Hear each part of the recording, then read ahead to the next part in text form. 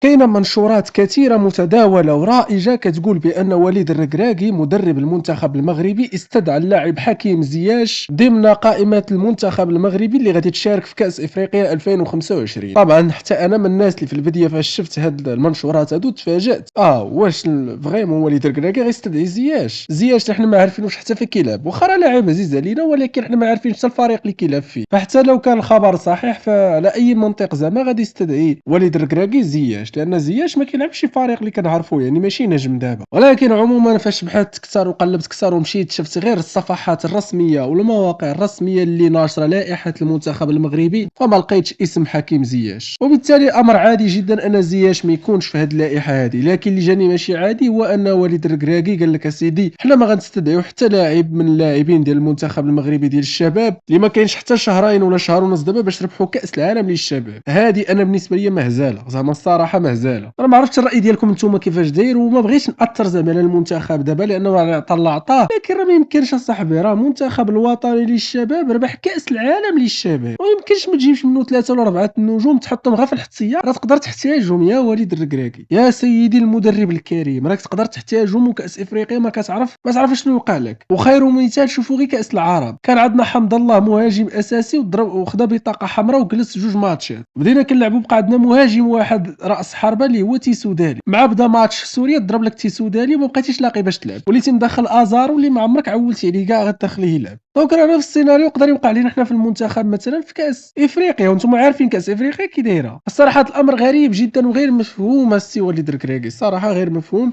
ونتمنوا انك فعلا دي كاس افريقيا، حيت الا ما ديتيهاش كون مأكد باللي راه زعما الانتقاد اللي غادي تتعرض ليه ما عمر شي مدرب في العالم غيتعرض ليه. اولا لان راسك قاصح وكتقول ان الاختيارات ديالك حتى واحد ما خصو يناقش معاك، وثانيا لان كاس افريقيا غتنظم في المغرب، يعني ما كاين حتى شي مدرب سبق لي يدرب المنتخب المغربي وتوفروا ليه الشروط ديال الفوز باللقب كما توفروا لك انت. صحيح كاينه منافسه قويه وكاين منتخبات قويه بزاف، وكنهضروا على السنغال، كنهضروا على الجزائر، مصر وغيرهم، ولكن كاينه شروط كثيره السي وليد الكراكي باش انك تحقق كأس إفريقيا. وهاد الهضرة ماشي غير لك أنت، هاد الهضرة لك أنت كمدرب كبير كنحتارموك على الرغم من أننا كنختلفوا معاك، وأيضا مع اللعابة اللي استدعيتيهم. فالمغرب بمن حضر، هادوك اللي حضروا دابا اللي عطى الله عطاه، وهادوك اللي حضروا خاصهم يجيبوا لنا كأس إفريقيا، نقطة وسال الكلام. دابا السي وليد الكراكي وخلاصة الأمر حنا كاملين معاك، حنا كاملين كنساندوك. 40 مليون مغربي ولا 36 مليون مغربي راه كلها كتشجعك أنت وأسود الأطلس اللي كتدربهم، وإن شاء الله كأس إفريقيا يبقى في المغرب.